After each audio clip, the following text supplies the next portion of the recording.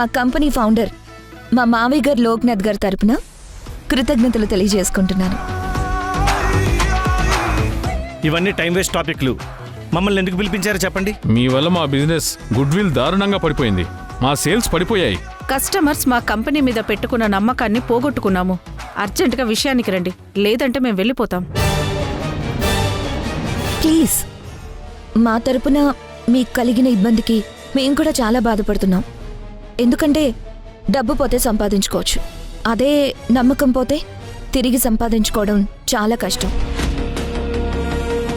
తప్పులు చేయడం మానవ సహజం. వాటిని తెలుసుకొని సరిదిద్దుకుని ముందుకెళ్లడం మనం చేయాల్సిన పని. చీప్ క్వాలిటీ సరుకులు మాకు తగలెట్టి చేతులు దులిపేసుకున్నారు. మీదేం పోయింది? వినేవాళ్ళుంటే సూర్యుడి మీద కూడా ఇల్లు కట్టచ్చని నమ్మిస్తారు. మీ బాధ మాకు అర్థమైందండి. ఇన్ని సంవత్సరాలుగా మాతో కలిసి బిజినెస్ చేసిన మీరంతా మా ఫ్యామిలీ మెంబర్స్. మా సక్సెస్లో మీకు భాగం ఉంది.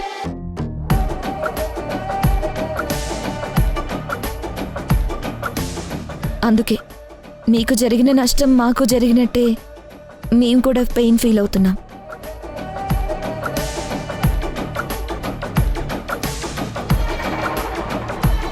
అందుకే మీ బాధను తగ్గించడానికి, మీకు మీ ఉన్నామన్న భరోసా ఇవ్వడానికి మిమ్మల్ని ఇక్కడికి పిలిపించాం. కమింగ్ టు ద పాయింట్, మీ దగ్గరున్న డ్యామేజ్ స్టాక్ని రానున్న పండుగలకి సీజనల్ ఆఫర్స్ కింద 1+1 లేదా 1+2 ఆఫర్ ఇస్తున్నామని పబ్లిసిటీ చేయండి.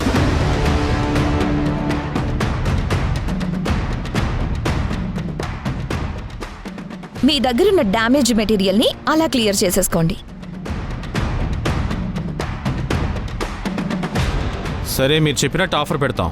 కానీ ఇప్పుడు జరిగిన నష్టం రికవరీ అవ్వడానికి 1 year అవుతుంది. Yeah, correct. వేరే కంపెనీ మెటీరియల్ అమ్మితే ఇంకా 5% ఎక్స్ట్రా వస్తుంది. కరెక్టే.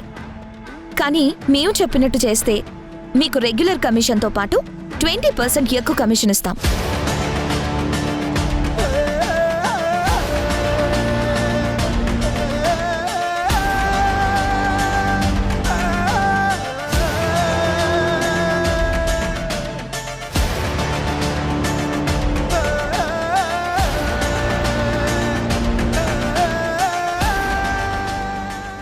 శ్రీ, 100కి ఎంతొస్తే అంత అనౌన్స్ చేస్తుంది. ఇప్పటికే లాస్లో ఉంటే ఇంకా లాస్ చేస్తుంది. వెయిట్ డాడీ, తర్వాత మాట్లాడదాం ప్లీజ్.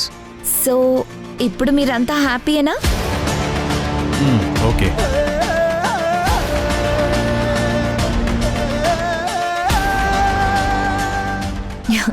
ఇదే అగ్రిమెంట్తో మనం మళ్ళీ ఫ్రెండ్లీ వాతావరణంలో బిజినెస్ కంటిన్యూ చేద్దాం. ఏమంటారు? Okay okay okay. Thank you very much.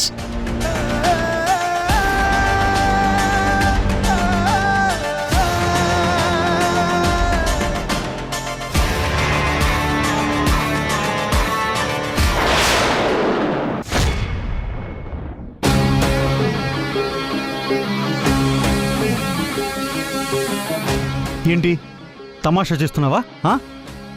20% ఎక్కడి నుంచి ఎలా తీసుకొస్తావు?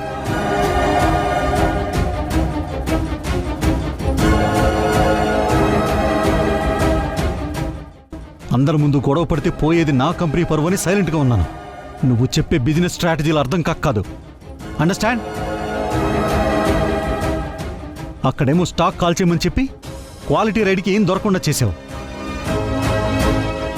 ఇప్పుడు స్టాక్ కాల్ చేసిన తర్వాత వాళ్ళకి డ్యామేజ్ మెటీరియల్ ఎలా సప్లై చేస్తావు? 20% ఇస్తానన్న ఫాల్స్ అగ్రిమెంట్ ఎందుకు ఇచ్చావు? అసలు నీ ఉద్దేశం ఏంటి? మావయ్య గారు, ₹1,00,00,000 వాల్యూ ఉన్న సరుకుని పోగొట్టుకోవడానికి నేనేమైనా పిచ్చిదాన్ని అనుకున్నారా? రైడింగ్ జరుగుతుందని నాకు ముందే తెలుసు.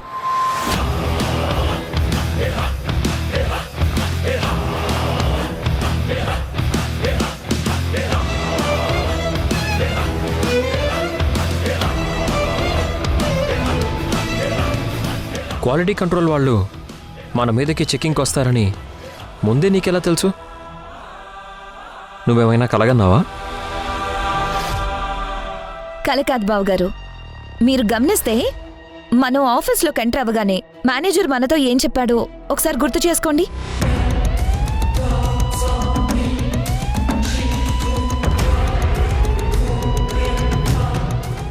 సారీ సార్, చివరి నిమిషం వరకు ఏజెంట్స్ని కన్విన్స్ చేయాలని ట్రై చేశాను, కానీ వాళ్ళు క్వాలిటీ లేని సరికి ఇచ్చారని క్వాలిటీ కంట్రోల్ ఆఫీసర్స్కి కంప్లైంట్ చేశారు.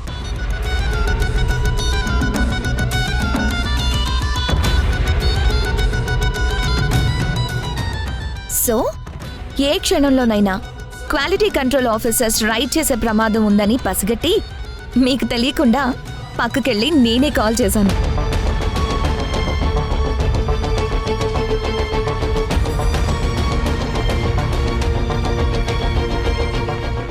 హలో, నేను సరస్వతి టెక్స్టైల్స్ నుంచి మాట్లాడుతున్నాను సార్.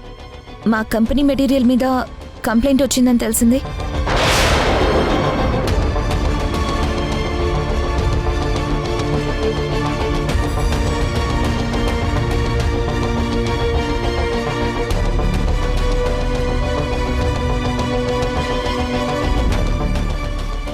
ముందే తెలిసినా నష్టమే జరిగింది. స్టాక్ మొత్తం కాల్చమని చెప్పావు, మళ్ళీ డీలర్ సేల్ చేస్తే 20% కమిషన్ ఎక్కువ ఇస్తామని చెప్పావు. దీనికేం చేస్తావు?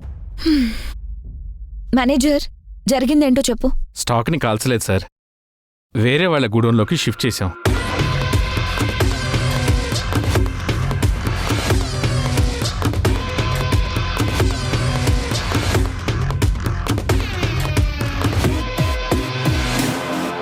మేడం గారు మొదట్లో కాల్ చేయమని చెప్పి తర్వాత నాకు కాల్ చేసి స్టాక్ని షిఫ్ట్ చేయండి అన్నారు.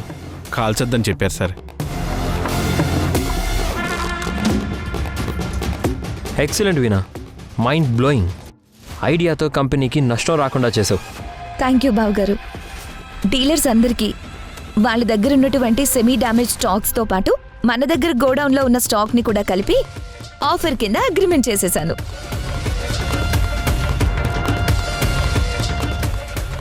వీళ్ళకి మనం 20% లాభం అడిషనల్గా ఇస్తామన్నాం. అదే మొత్తం స్టాక్ నాశనం అయిపోతే 100% నాశనం అయిపోయేవాళ్ళం. ఇప్పుడు ఇలా 20% వాళ్ళకిస్తే 80% కంపెనీకి లాభమే కదా మావయ్య గారు.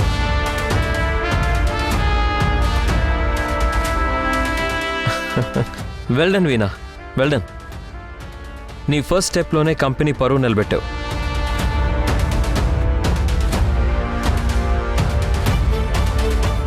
మామయ్య, ఇప్పుడు చెప్పండి, నేను కంపెనీకి లాభం చేశానా నష్టం చేశానా?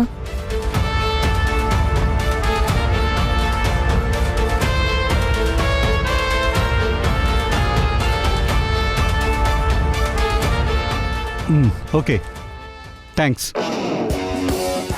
This is my first step, first victory. నా టాలెంట్ ఏంటో మీతో పాటు ఏకంగా మార్కెట్కి తెలిసేలా చేశాను. శ్రీ, నీతో కొంచెం మాట్లాడాలి, రా వెళ్దాం. Okay dad. వీణా, ఇప్పుడు వస్తాం.